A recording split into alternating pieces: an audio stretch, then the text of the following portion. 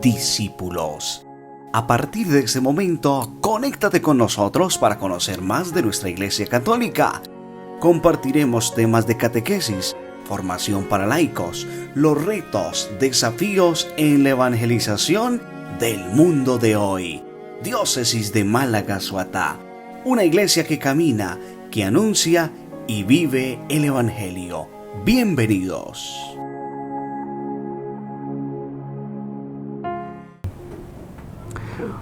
Un cordial saludo para todos nuestros televidentes que a través de este programa se conectan para enriquecer su formación cristiana, humana y conocimiento de nuestra Madre, la Iglesia. Avanzamos en estas catequesis formativas en torno a la figura de la bienaventurada Virgen María, aquella que con su sí generoso ha dicho sí al plan de la salvación. Y a lo largo del magisterio de la Iglesia vemos que María ha tenido un papel importante. Ha sido siempre nombrada, recordada y muy querida por el magisterio de la Iglesia. Y hoy en este día, esta constitución dogmática, Lumen Gentium, que habla sobre la Iglesia y que el muy querido Papa Pablo VI, San Pablo VI, ha querido en este 8º capítulo enfocar también el papel de María en la obra de la salvación. Recordemos que esta constitución habla del misterio de la Iglesia y María no puede estar al margen de la Iglesia, de esa Iglesia que ha brotado, que ha nacido del costado abierto de Jesucristo en lo alto de la cruz. La Santísima Virgen María, Madre de Dios en el misterio de Cristo y de la Iglesia.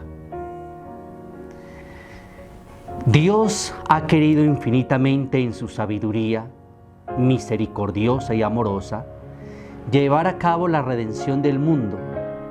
Ya nos dice el apóstol San Pablo, al llegar la plenitud de los tiempos, nos envió a su Hijo nacido de una mujer, nacido para que recibiéramos la adopción de hijos de Dios.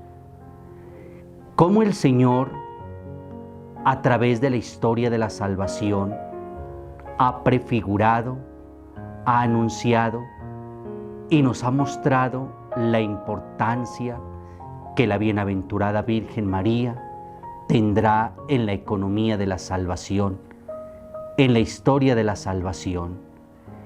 Y como profesamos en el credo, cuando decimos descendió del cielo y por obra del Espíritu Santo se encarnó de María la Virgen y se hizo hombre. Y a partir de ese momento, el Verbo toma carne, el Verbo habita entre nosotros, como diría San Juan, el Verbo acampa entre nosotros.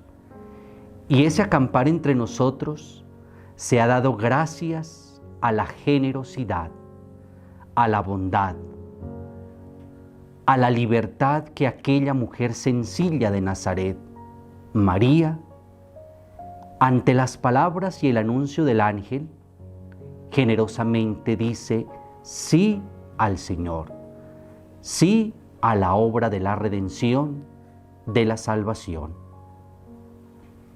Los padres de la Iglesia han visto esta figura de cómo en el Antiguo Testamento, en el jardín del Edén, está Eva y Adán, los dos que son desobedientes a la voz de Dios, que por ellos viene el pecado, viene la condenación, viene la expulsión del paraíso. Pero en cambio, por María y Jesús, el nuevo Adán y la nueva Eva, nos viene la salvación, nos viene la esperanza, nos viene el consuelo, nos vuelve la amistad con Dios que habíamos perdido por culpa de la desobediencia de nuestros primeros padres. Por eso, efectivamente, la Virgen María, ante el anuncio del ángel, recibió el Verbo de Dios en lo más profundo de su ser y en su cuerpo le dio vida, esa vida que se ha hecho presente y que es la salvación para todos nosotros. La función de la Santísima Virgen María en la economía de la salvación. Los libros del Antiguo Testamento nos dejan entrever en varias figuras lo que va a ser el papel en la historia salvífica de la bienaventurada Virgen María. El libro del Génesis nos habla que el Señor predestina a la mujer, aquella que pisará la cabeza de la serpiente y que vencerá la estirpe de la mujer sobre la estirpe del mal.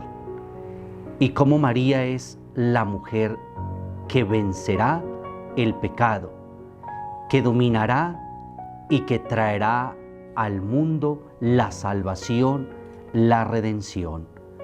Por eso la bienaventurada Virgen María ya se prefigura en los libros del Antiguo Testamento, donde narran la historia de la salvación, donde se ve el paso de Dios que va preparando progresivamente la venida de Cristo al mundo. Y estos primeros documentos, tal como se leen en la Iglesia y a lo largo de su historia, nos dejan ver con claridad esa revelación, esa manifestación de Dios prefigurado ya en la bienaventurada Virgen María, aquella que proféticamente se va bosquejando en los profetas, en los patriarcas y en todos aquellos escritos del Antiguo Testamento. Asimismo, la Santísima Virgen María concebirá y dará a luz un hijo que se llamará Emmanuel, el Dios con nosotros, como lo dirá el profeta Isaías. En este tercer momento vemos cómo la Santísima Virgen María es ante todo la madre de la Iglesia. Es esa unión tan íntima que existe entre la esposa de Cristo y su Santísima Madre.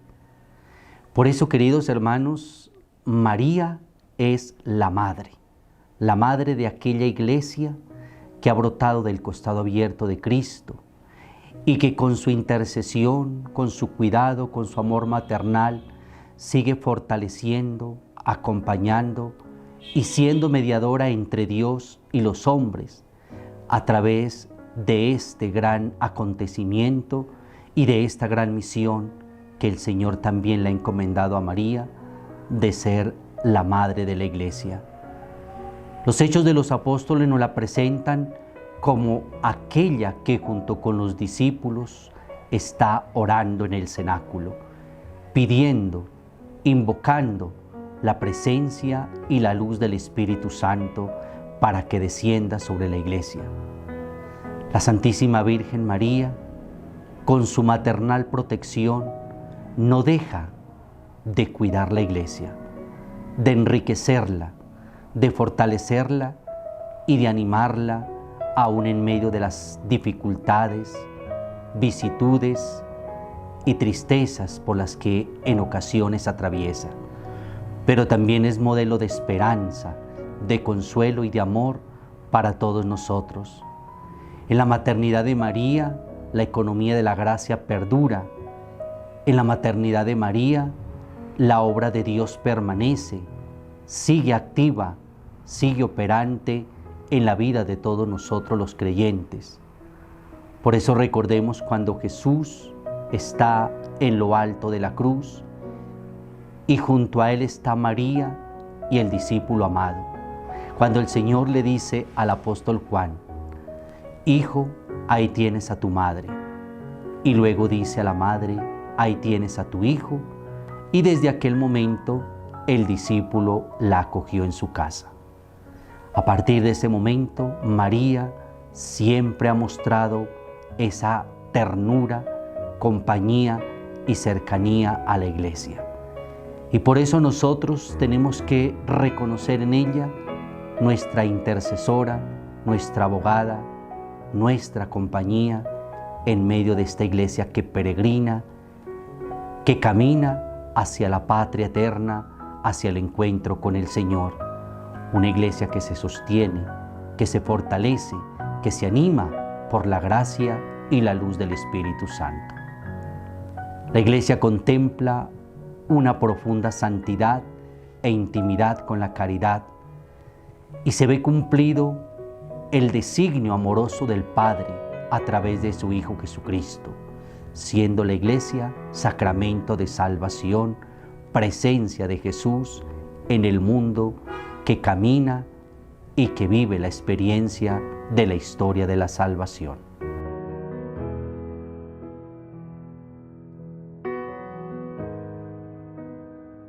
Para nosotros los creyentes es importante rendirle un culto a la bienaventurada Virgen María.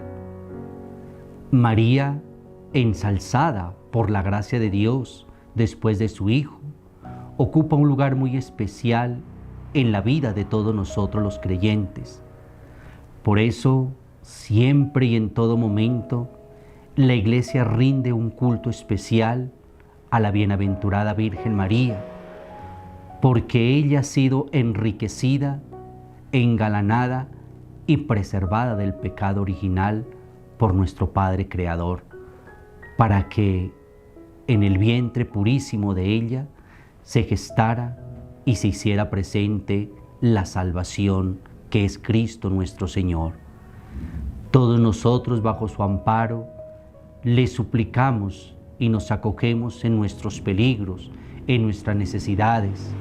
Por este motivo, principalmente a partir del Concilio de Éfeso, se ha recibido este maravilloso título a la bienaventurada Virgen María como la Theotokos, la Madre de Dios y también la Madre para todos nosotros. Por eso le invocamos siempre con ese maternal auxilio, con esa filial confianza, esperando siempre de ella bendiciones y gracias abundantes. María es ante todo para nosotros modelo de iglesia que peregrina, que camina y que va en busca de la salvación, pero sobre todo del encuentro con el Señor.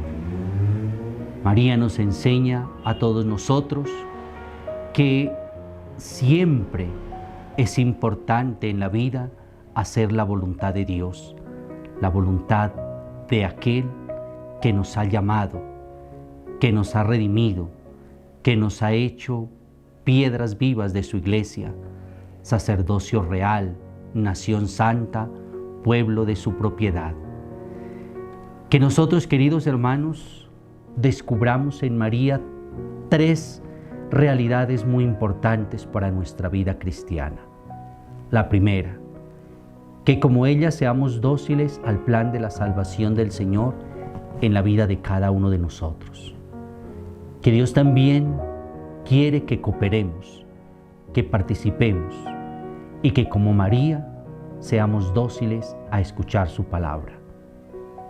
En segundo momento, que como ella seamos modelo de esperanza, de consuelo en este mundo que peregrina, mostrando a cada momento y a cada instante con nuestras acciones, con nuestro ejemplo, con nuestro testimonio, que realmente el Señor habita en nosotros, acampa en nosotros, ha puesto morada en nosotros, como ella lo manifestó en todo momento y acontecimiento de su propia existencia.